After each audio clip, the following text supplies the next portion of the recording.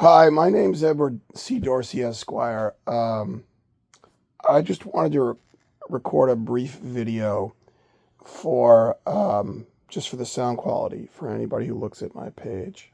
Um, we have a problem in American society with uh, artificial intelligence. And I don't know quite where to start this, but let me put it this way. I did a Google artificial intelligence search yesterday about President Dwight D. Eisenhower. Now, I am certain that President Dwight D. Eisenhower considered the idea of a maximum wage at some point in his life. I know this from a secondary source, not a primary source, a secondary source. If you don't know what a primary source and a secondary source is, basically watch Heather Cox Richardson. Heather Cox Richardson is a secondary source. She's a historian. A primary source is the actual historical documents or an actual person who witnessed the historical event. Historians go to primary sources and write books, and then we, the public, read the secondary sources. I don't recall exactly the secondary source. It was probably a PBS, Public Broadcasting System documentary about Eisenhower. I also when I was in grade school, I did a book report about a biography of Eisenhower. He was a remarkable guy. He was very courageous. He almost had to have a leg amputated when he was a kid, and because of an infection in a leg. And before he passed out, he told his brother when he was having sepsis or whatever. He told his brother, "Don't let them cut off the leg." So I'm going to say this again. I did a Google artificial intelligence search yesterday or the day before yesterday, looking for this. And Google artificial intelligence, the maximum wage thing, not the sepsis in the skin knee or the cut on the leg thing with Eisenhower. I did a Google artificial intelligence search day before yesterday, looking for Eisenhower's interest in creating a maximum wage.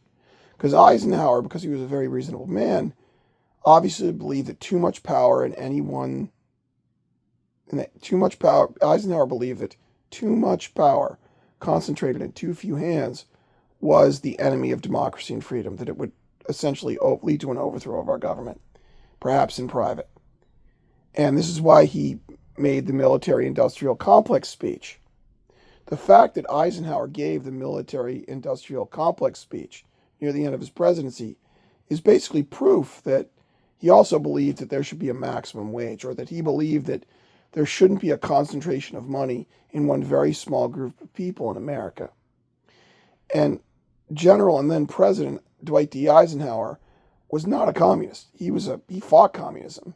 They had problems with the bomber gap, and he was actually a proponent of developing our nuclear arsenal. General Dwight D. Eisenhower was not a socialist. He was anything but. He was he was a Republican, and he was very much in favor of capitalism. But he thought that even capitalism had to have limits. And one of these limits was perhaps having a maximum wage to prevent too much money getting into too few hands, and that imbalance of power destroying democracy, which is the foundation of our society. Google artificial intelligence has erased this fact from the internet when you use Google.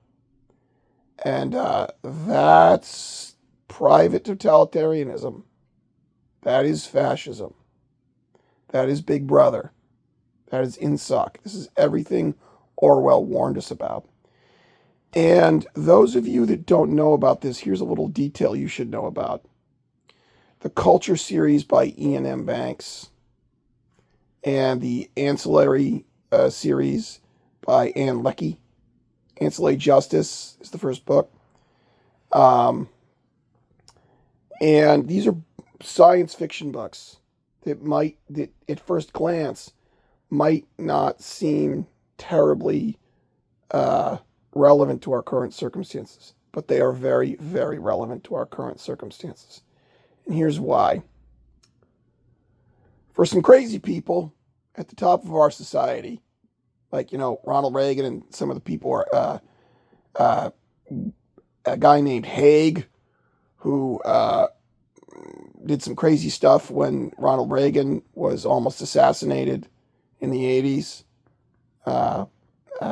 There was a former military officer named Haig who was in the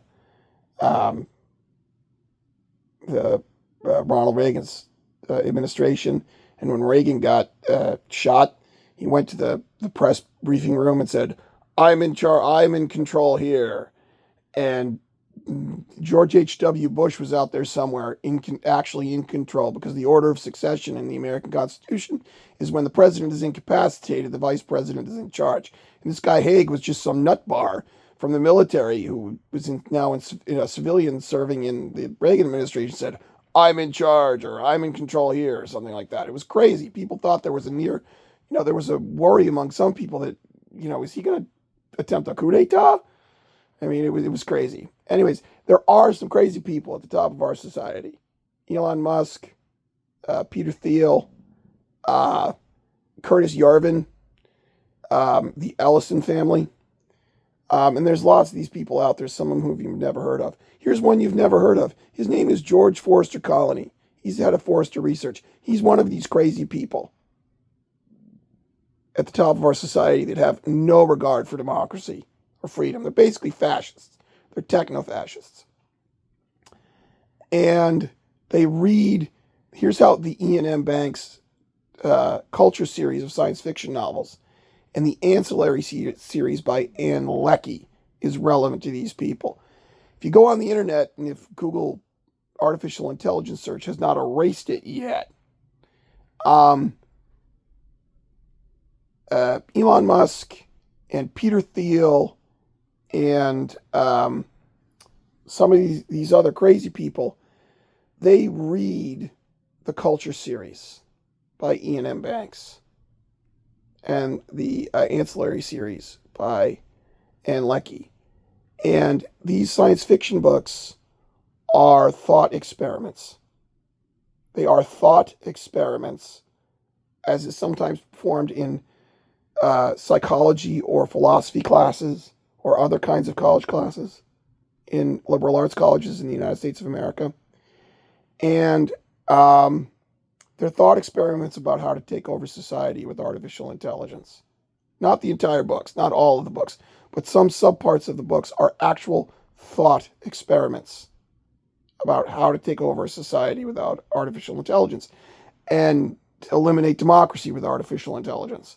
And this is why people like Elon Musk and Peter Thiel read these books, because they want to take over our society and destroy democracy using artificial intelligence.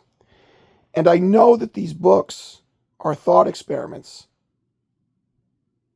for people like Elon Musk and whoever, because it's been documented in the press. It's a secondary source. I don't remember whether it's the New York Times or not, but it was some publication where the Reagan administration, the Ronald Reagan administration, actually paid some science fiction authors to write books as thought experiments for the military-industrial complex. One of these books is called the Integral Trees series. The Integral Trees series. Now, here's the other reason I know that thought leaders in our society read these books about artificial intelligence. Because my deceased father, my father who suffered from some form of homicide, Thomas Anthony Dorsey, read the Culture series by Iain M. Banks. He read the Ancillary series by Ann Leckie. He read the Integral Trees series. Like, I think the guy's name was, can't remember the name of the author.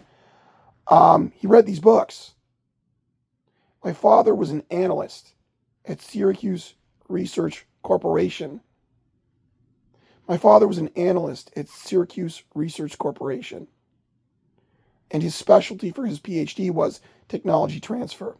And Syracuse Research Corporation is a military and intelligence contractor that does risk assessment for the United States military and the United States intelligence community. And without getting too far into the underlying facts, I know I've come to realize it took me 2 years until after he died, but I figured out that my father was a CIA counterintelligence officer when he wasn't doing municipal bond insurance and analysis and underwriting.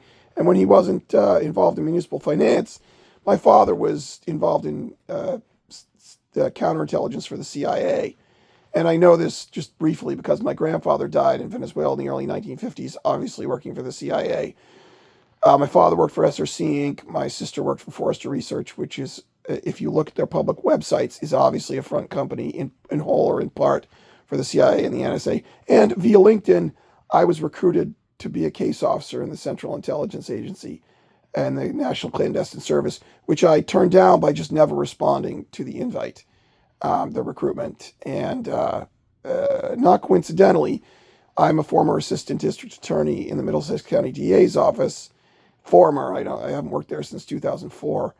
But two of the people who also worked as assistant district attorneys in the Middlesex County DA's office ended up working not for the CIA, but for the State Department.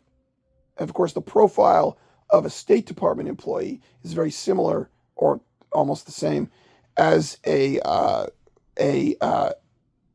employee of the Central Intelligence Agency.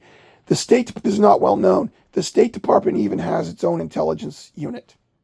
The United States State Department has its own intelligence unit. And State Department employees give information they figure out to this State Department intelligence unit. So those two men that I knew that ended up working for the State Department, they were not, their titles were not CIA. They were working for the State Department, but they too were engaged in intelligence work. So even though they weren't working for the CIA.